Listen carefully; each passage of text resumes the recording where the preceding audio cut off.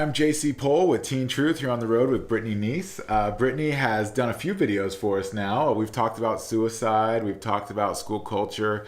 I wanted to visit with you today. Brittany is a LMFT supervisor as well as an LPC supervisor, but she spent a lot of time as the clinical director for the Austin Center for Grief and Loss, just dealing with, trauma and death loss in the lives of students and adults. And so one thing I want to visit with you today, so many of my clients will email, or so many of just clients on the road have had to deal with this, where a student loses a loved one or the community loses a loved one. We have students that die in car accidents. We just have tragic death loss that happens. And I know that you have been one of the first people they call, Right. here in Austin to go out to a school when there is this kind of loss. So, in this video series, we have administrators and counselors as well as just general teachers and educators watching this.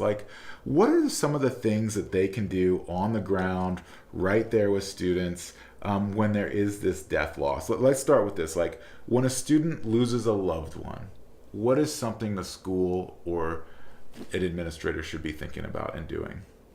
Well, that's a great question, JC. And absolutely checking in with the student even about how they want that to be handled. Some students really like that information to be shared with their teachers and maybe with some peers, so that they maybe don't necessarily have to go through that process. Other students don't want that at all. They don't want that to, kind of be addressed. They want to feel normal. They want to feel, as normal as they can be.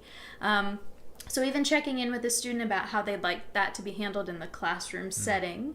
Knowing also that there's probably going to be a shift for them in terms of either their schoolwork, their ability to focus, their behavior, case, even the caseload of what they're able to do. So really being able to work with that student around some of those obstacles is really important to help them continue to excel while they're going through a very difficult time. Yeah, like we said, so it's kind of about preloading for them, you've had this tragic loss. How can we help you? Do you want other people to know? Do you want to act like everything's normal? Actually having that conversation beforehand. Yes. But then also kind of clearing the path for them a little bit too, and making sure their teachers are aware, or their coaches, or whatever load they might be carrying could be a little bit lighter. For 2 weeks, a month, what's kind of your experience? It kind of depends on the type of loss and who they've lost. Yeah. Obviously, the closer we are with someone, the more intense our grief is.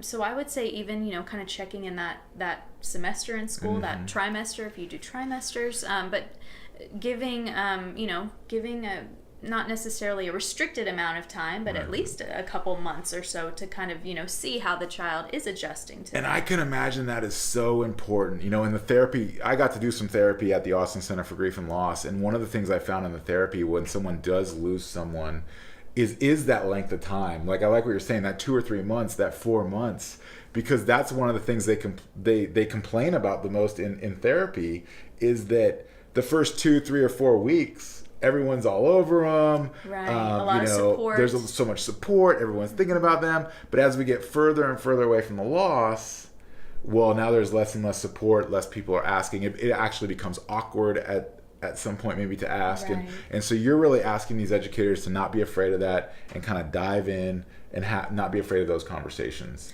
Right, because the child will still be grieving. Yes. Even when everyone else kind of goes back to normal. That child is trying to create a new normal.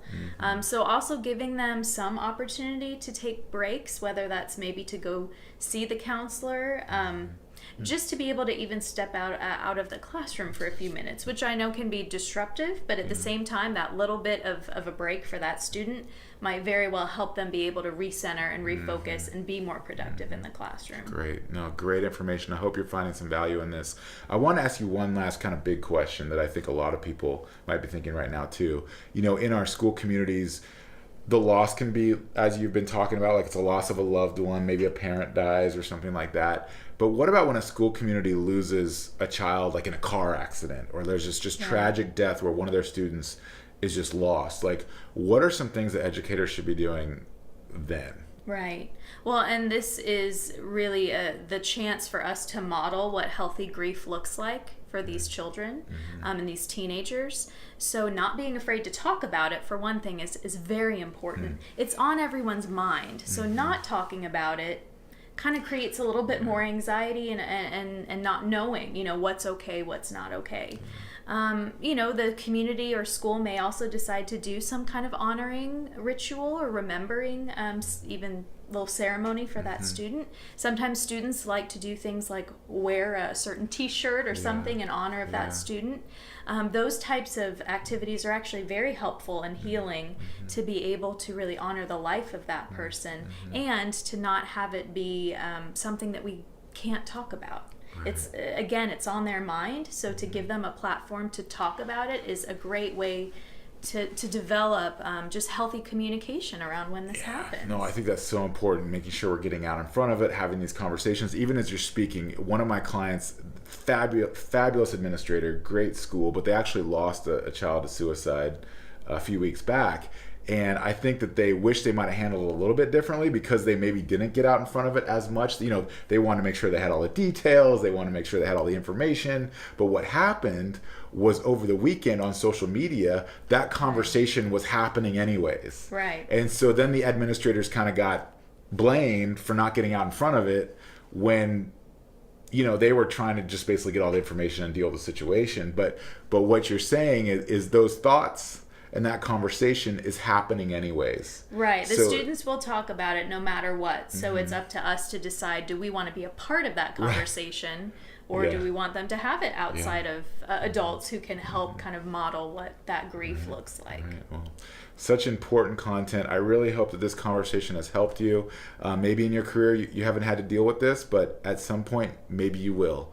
And you can always refer back to this video for insight and information on how to deal with tragic loss on your campus. If you need to be connected with Brittany, feel free to reach out to me. I'm happy to connect you with her. And then, of course, you can always find us at teentruth.net or on social media. We're always on Facebook and LinkedIn, and we do a little Twitter sometimes, but not too much. But, we're always out here if you want to find us, or even if you want to look at some of the older videos. We just did another video with Brittany on how to deal with suicide loss on campus. So on our Facebook page, you can find those videos, watch them by yourself or watch them with your staff. And we're just hoping that they can help you. So thanks so much for your time, Brittany. Thank you. And I hope you enjoy the video. You take care.